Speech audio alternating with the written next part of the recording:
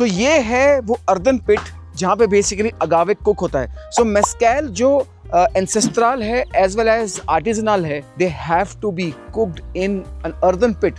सो earthen pit है क्या? Basically एक बहुत बड़ा पिट है inside earth of course, and उस पे वुड डाला है और उसके ऊपर वॉल्केनिक स्टोन्स डाले हैं, and this requires pre heating for 7 hours. So basically देर रात से जल रहा है ये, and the stones have become red hot, और in this case they become white hot, and then they are loading 8 tons of agave here.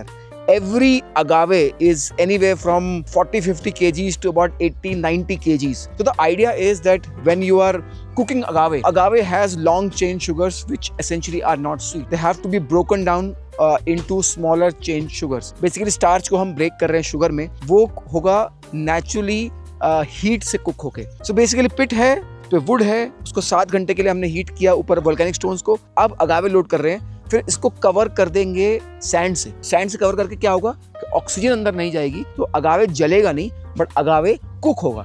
Isn't it interesting? So right now what they're doing is they're loading agave fiber on top of the stones.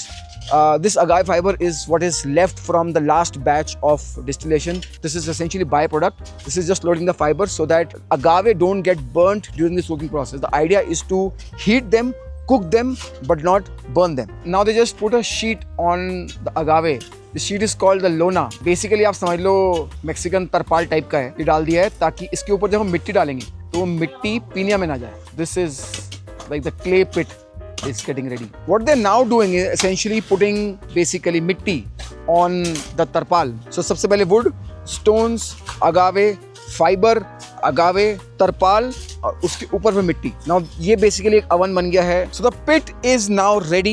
As you can see they have put the sand on the तरपाल. 7 घंटे तक तो stones गर्म रहेंगे और उसके बाद slow cooking होगी अगावे की 3 दिन तक. जैसे घर में कहते हैं ना धीमी आंच पे, बेसिकली अगावे पक रहा है धीमी आंच पे.